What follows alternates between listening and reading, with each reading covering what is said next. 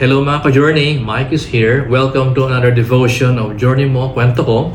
And let me share to you another verse in the scripture which I really like, which can be found in Matthew chapter 11 verses 28 to 30. Sabi po rito, and this is Jesus speaking, "Come to me, all you who are weary and burdened, and I will give you rest. Take my yoke upon you and learn from me, for I am gentle and humble in heart. And you will find rest for your souls, for my yoke is easy and my burden is light." Napakaganto po ng verse, di po ba?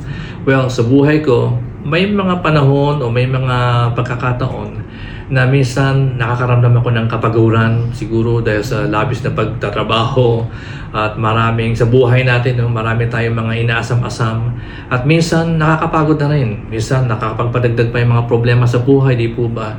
Mga alalahanin natin, mga cares, okay? Sa family, sa trabaho at kung saan-saan, maging sa ating mga personal na pangangailangan.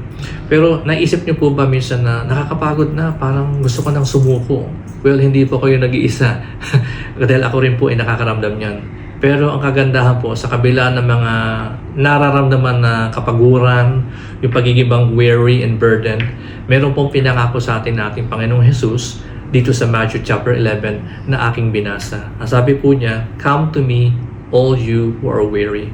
Isa pong imbitasyon niya mula sa ating Panginoon na kung ikaw ay nabibigatan daw, ikaw ay napapagod na sa buhay at may mga panahon na parang gusto mo nang mag-give up. Ang sabi po ng ating Panginoon, "Come to me." Halika, lumapit ka.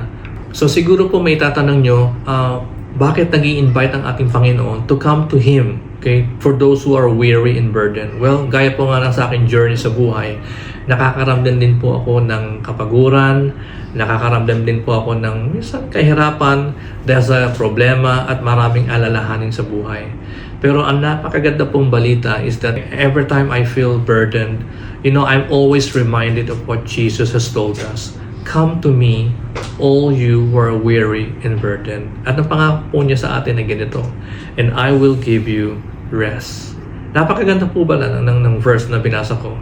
Dahil kung tayo po ay lalapit sa Panginoon, sa kabila ng ating mga nararanasan sa buhay, mga problema, si Lord po ang magbibigay lamang sa atin ng totoong kapahingahan.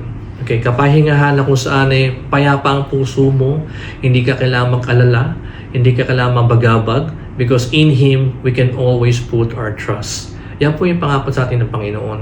Kaya nga po kung tayo ay may nararamdaman sa buhay, okay?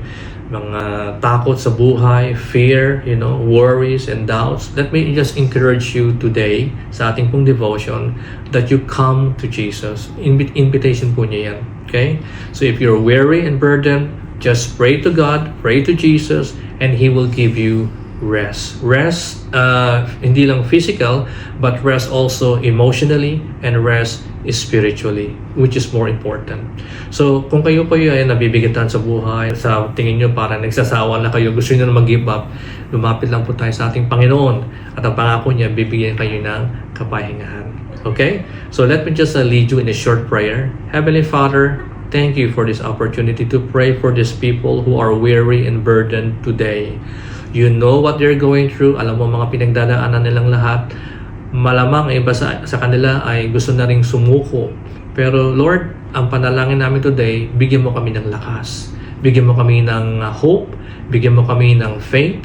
Bigyan mo kami ng kalakasan na nagmumula lamang sa iyo. At alam po namin, kami assured na every time kami lalapit sa iyo, bibigyan mo kami ng tunay na kapahingahan. Marami pong salamat sa mga pangako mo sa buhay namin. At ito po ang aming samot dalangin sa pangalan ni Jesus. Amen.